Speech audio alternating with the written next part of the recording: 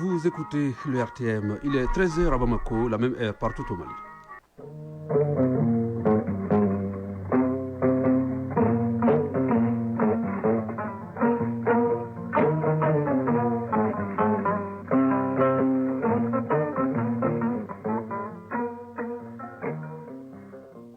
Le journal, Soumaïla Berté.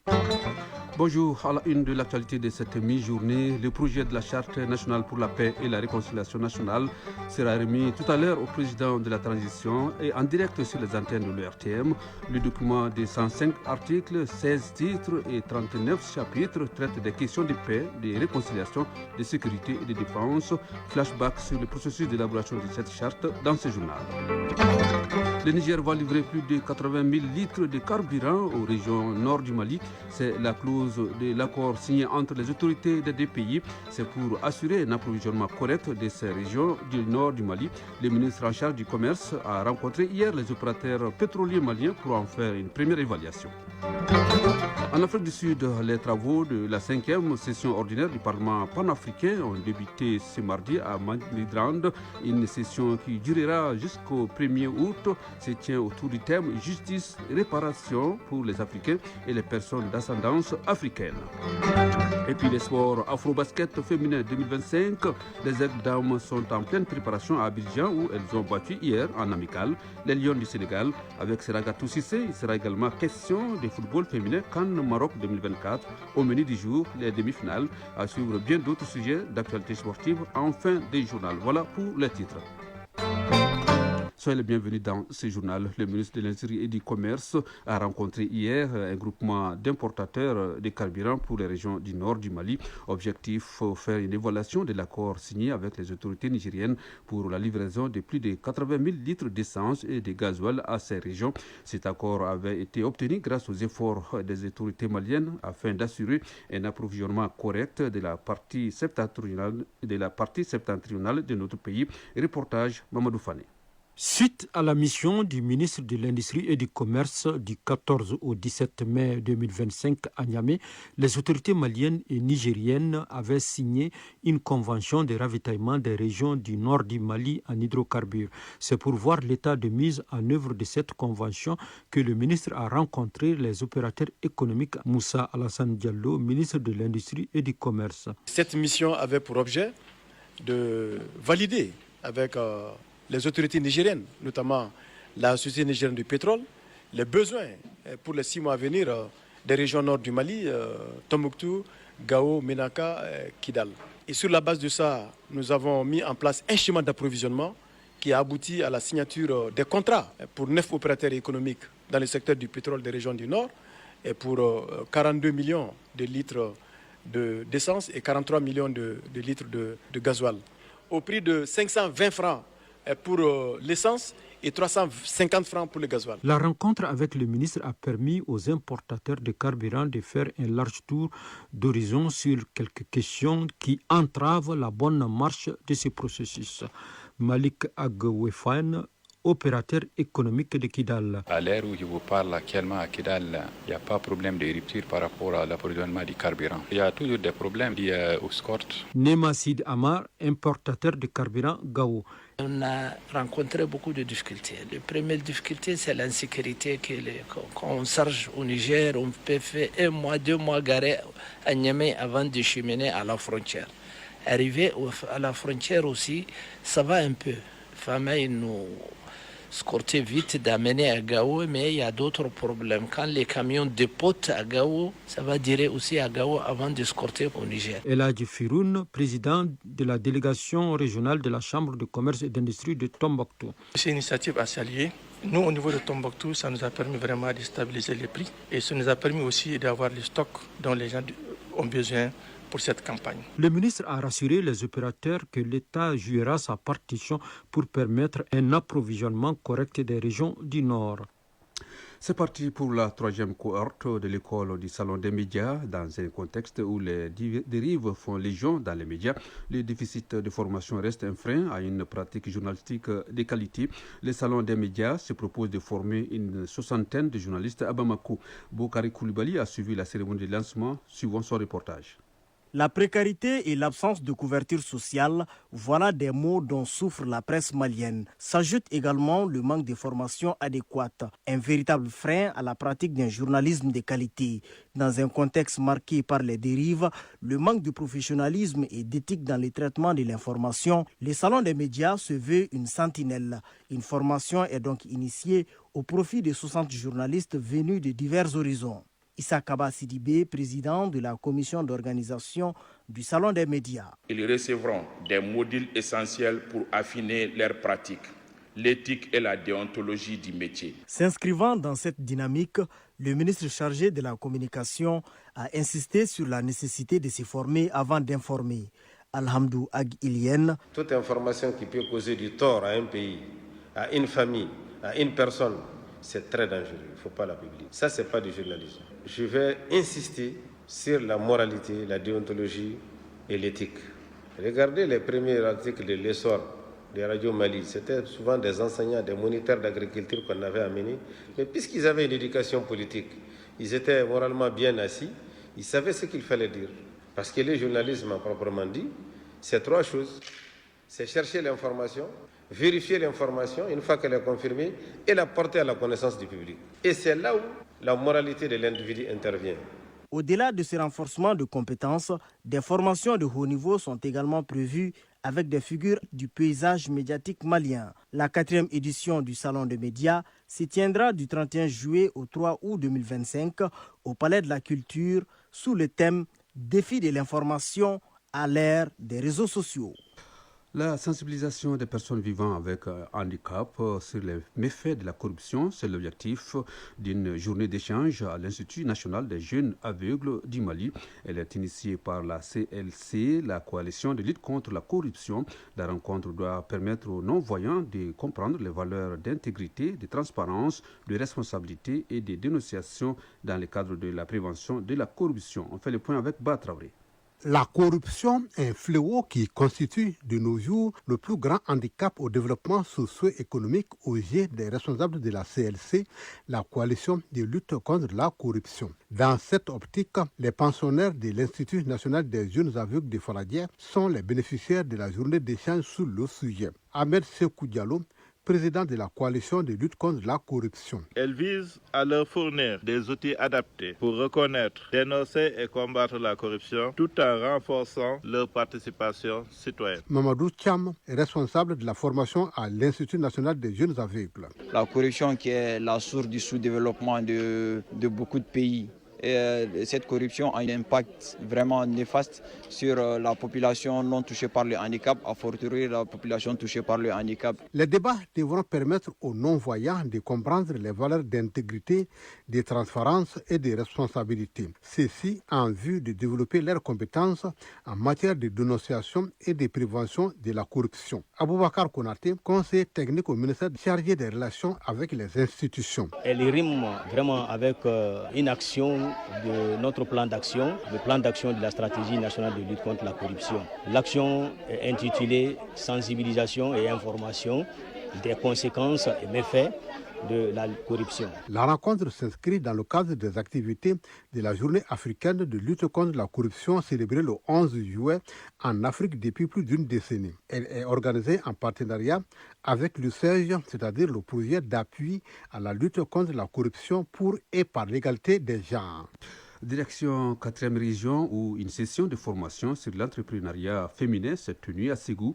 C'était autour des modules tels que la communication digitale, l'intelligence artificielle et la visibilité pour une association. La session était organisée en collaboration avec l'association Femmes Entrepreneurs Audacieuses du Mali. Ortem Ségou, Amidou Diallo. Plus d'une cinquantaine de femmes évoluant dans l'entrepreneuriat consolident leurs expériences. Un espace d'échange initié en faveur de ces femmes. Saran Koulibaly, présidente de l'association Femmes Preneurs Audacieuses du Mali. Promouvoir et renforcer l'entrepreneuriat féminin au Mali. Ce renforcement des capacités des femmes leaders est basé principalement sur la communication digitale, l'importance du réseautage, l'intelligence artificielle et la visibilité pour une association. Salif Sanogo, formateur. Le faire savoir, oui, mais le faire savoir correctement. Et pour cela, il faut savoir maîtriser les arcanes de la communication. On était dans le schéma de la communication classique qui était là, mais d'un coup, la communication digitale est arrivée. Et à peine on finit de s'adapter à cette communication digitale que nous faisons face aujourd'hui à l'intelligence artificielle. Les choses évoluent à la vitesse grand V et vous, en tant que femme entrepreneur, vous devez d'être prête. Fatoumata Diakté, participante. Ça nous permettra de vraiment nous situer parce qu'il y a beaucoup d'activités qu'on mène sans connaître exactement c'est quel genre d'activité. Au dire du sous-préfet central du cercle de Ségou, cette initiative à l'adresse des femmes entrepreneurs est à encourager. Cela pour assurer l'autonomisation des femmes. Ségou, Amidou Diallo et Karaboko Traoré pour l'ORTM. 13h10, l'actualité hors de nos frontières. Au Togo, les résultats provisoires des élections municipales du 17 juillet dernier donnent le parti au pouvoir, l'Union pour la République, en tête. Avec 75% des voix, il remporte plus de 2 tiers des 1527 sièges en jeu. Le taux de participation est de 55% sur plus de 4,5 millions d'électeurs. Ces résultats doivent encore être confirmés par la Cour suprême et plusieurs partis ont déjà annoncé qu'ils allaient contester ces chiffres. Ce scrutin s'est déroulé dans un climat assez tendu, marqué par des manifestations contre le pouvoir en place, ayant causé la mort d'au moins 7 personnes ces dernières semaines. En Afrique du Sud, le Parlement africain a ouvert sa 5e session ordinaire à Midrand, une session qui durera jusqu'au 1er août avec comme thème justice et réparation pour les Africains et les personnes d'ascendance africaine. Prennent part à cette session des chefs d'État, des parlementaires, des représentants de la société civile, tous réunis pour porter la voix des peuples africains sur les grands défis du continent.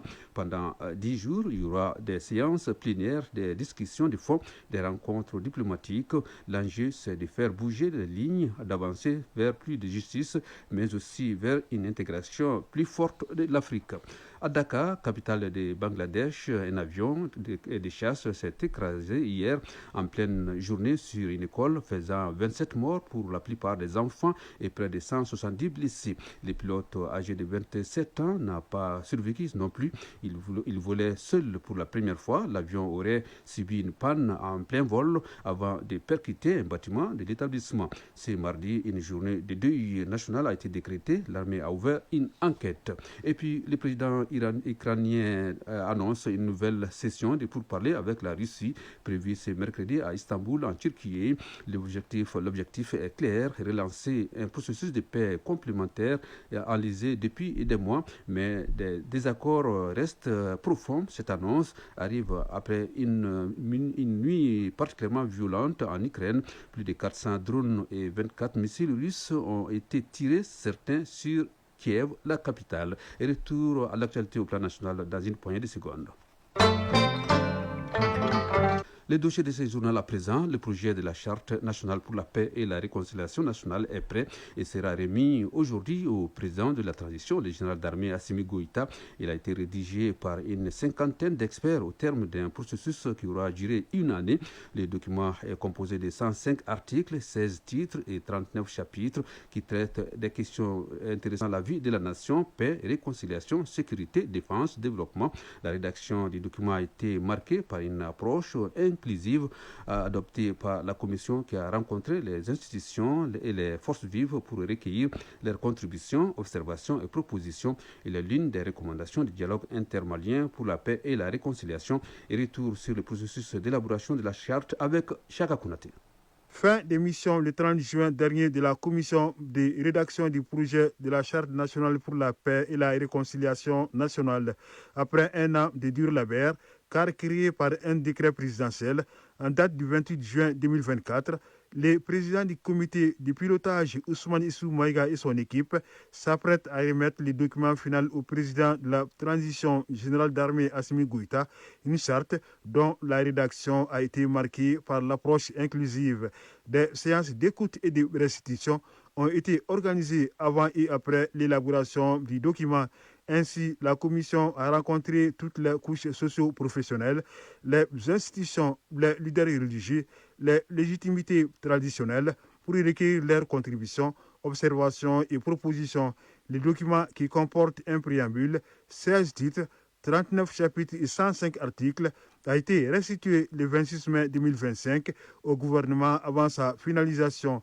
Ousmane Issou Maïga, président de la commission. À la suite de cette rencontre et celle que nous avons eue dans la foulée avec les autres institutions de la République, les forces vives de la nation, les personnes ressources, nous avons continué nos travaux en prenant en compte les contributions nouvelles en vue d'affiner la rédaction du projet de charte nationale pour la paix et la réconciliation nationale. Général des divisions Abdoulaye Maïga, Premier ministre, ministre de l'administration territoriale et de la décentralisation. La charte pour la paix et la réconciliation nationale résulte de la volonté de son Excellence le général d'armée Assimi Goïta, président de la transition, chef de l'État, de faire de la paix et de la réconciliation le socle de la stabilité de notre pays. Il me paraît important encore une fois de souligner que la charte pour la paix et la réconciliation nationale est destinée à jeter les bases d'une nouvelle ère de concorde, d'entente, de sécurité, de valorisation de nos us et coutumes et de cohésion sociale. Aussi, le gouvernement prendra toutes les dispositions pour la mise en œuvre de la charte après son approbation. Un atelier de restitution à l'ensemble des couches du pays et de la diaspora a été organisé le 20 juillet 2025. C'est la même approche participative et inclusive que la Commission a adoptée lors de l'élaboration et la validation de l'avant-projet qui a été remis au président de la transition le 24 octobre 2024. 2 mois plus tard, un décret du 27 décembre nommait les membres de la commission de rédaction du projet de la rédaction de la Charte nationale pour la paix et la réconciliation nationale, toujours présidée par l'ancien Premier ministre Ousmane Issou Maïga. La rédaction de cette charte est l'une des recommandations du dialogue intermalien pour la paix et la réconciliation, dont la phase nationale s'est tenue du 6 au 10 mai 2024. Ce dialogue a été annoncé le 31 décembre 2023 par le président de la transition générale d'armée Assimi Goïta dans son discours de Nouvel An pour privilégier la population nationale du processus de paix. Cela afin d'éliminer les racines des conflits communautaires et intercommunautaires.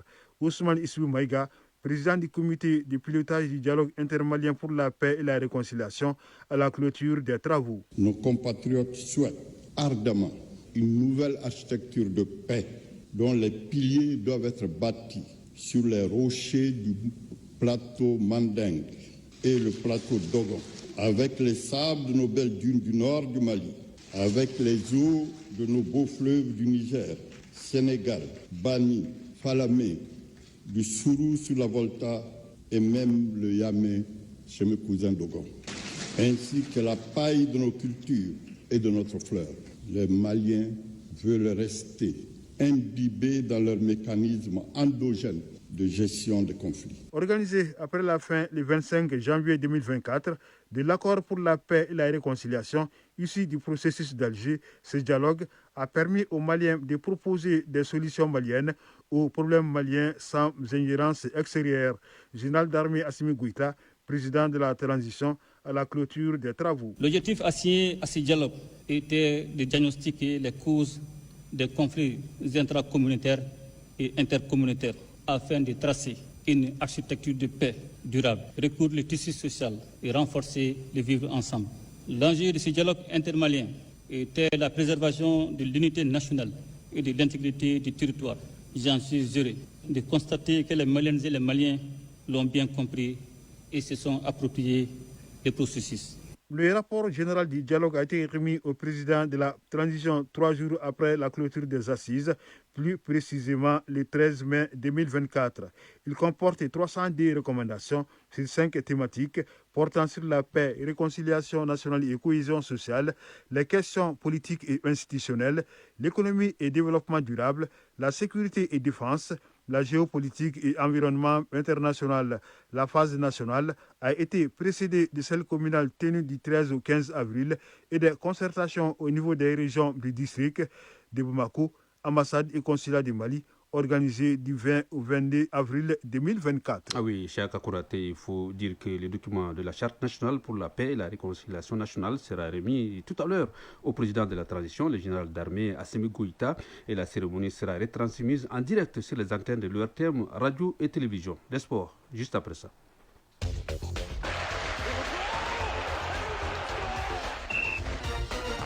Bonjour, c'est Rakatou Sissi. Bonjour, Soumaïla Berti. Avec vous, nous allons développer l'actualité sportive de ce journal qui est d'ailleurs très riche. Afro-basket féminin 2025, les Aigles dames sont en pleine préparation à Abidjan. Hier, elles ont battu les Lions de la Teranga du Sénégal. Oui, 77-69, c'est le deuxième match test des Aigles dames à Abidjan en prélude à l'Afro-basket. Leur premier match de préparation s'était soldé par une victoire 70-52 sur la Côte d'Ivoire. L'Afro-basket féminin, c'est du 26 juillet au 3 août sur le sol ivoirien. Le Mali est dans le groupe B aux côtés du Cameroun et du Soudan du Sud. Nos envois spéciaux seront Koji Sibi et Aboubakar Traoré. Les Aigles dames courent derrière leur deuxième étoile après celle de 2007 à Dakar au Sénégal. Tournoi de montée en Ligue 1, les débats se poursuivent cet après-midi. AS Kai de Kai, Soniasi de Gawa 16h au stade Wenzan Koulibaly et FC Malikoura de Koulikoro AS Douane de Sikasso à 16h au stade Mamadou Konaté. Ces deux affiches sont au compte du groupe B. Quant à la poule A, c'est la deuxième journée. ATS de Kouro de Boubacar Amara Malé Diallo affronte Derby Academy au stade Mamadou Konaté à 18h15 dans le choc entre vainqueurs de la journée inaugurale. Et à la même heure au stade Wenzan Koulibaly, CF Balanzan de Ségou et le 8 FC, l'équipe de Tombouctou Football Club, est exemptée de cette poule A. CAN féminine Maroc 2024, c'est jour de demi-finale. Nigeria, Afrique du Sud à 16h temps universel et Maroc-Ghana à 19h temps universel. Excepté le Ghana, le Nigeria, l'Afrique du Sud et le Maroc étaient déjà en demi-finale en 2022. Le Nigeria a remporté la CAN féminine 9 fois et l'Afrique du Sud une fois. Le Maroc et le Ghana rêvent, eux, de soulever le trophée pour la première fois de l'histoire. Héros féminin Suisse 2025, la première demi-finale oppose ce soir l'Angleterre à l'Italie. Coup d'envoi 19h temps universel. L'Angleterre, tenante du titre, part avec la faveur des pronostics devant l'Italie. La squadra Azzurra féminine n'a plus atteint ce niveau depuis 1997. À suivre demain mercredi la seconde demi-finale entre l'Allemagne et l'Espagne. Un choc qui fait déjà saliver. Quelques nouvelles de transfert en football. Boubacar Traoré, le milieu de terrain des Aigles du Mali et de Wolverhampton, retourne en France et à Metz, son ancien club entre 2019 et 2023. El Feno, c'est son surnom, tentera de relancer sa carrière à 23 ans. Brian Mbemo, l'attaquant international camerounais de Brentford, signe un contrat de 5 ans en faveur de Manchester United. Le montant du transfert est estimé à 75 millions d'euros, soit 49 milliards 125 millions de francs CFA. Il devient la 6e recrue la plus chère de Manchester United. Marcus Rashford, l'international anglais d'Aston Villa, est arrivé au FC Barcelone sous forme de prêt d'1 an à hauteur de 30 millions d'euros, soit 19 milliards de francs CFA. L'ancien attaquant de Manchester United devrait être présenté ce mardi à la presse. Victor Osimhen prolonge son séjour à Galatasaray. Le club turc a déboursé 75 millions d'euros, soit 49 milliards de francs CFA, pour garder dans ses rangs l'attaquant international nigérien prêté par Naples en Italie. Merci Seragatou Sissé pour ces informations sportives assez fournies. Et point final à ce journal, mise en onde Alimata Ouattara, mise en ligne Badji Touré, réalisation Jafar Cham, coordination éditoriale Ousmane Ndao, à ce microphone Soumaïla Berté. Merci de nous avoir suivis. Le prochain rendez-vous de l'information, c'est à 19h30 avec Seydou Fomba.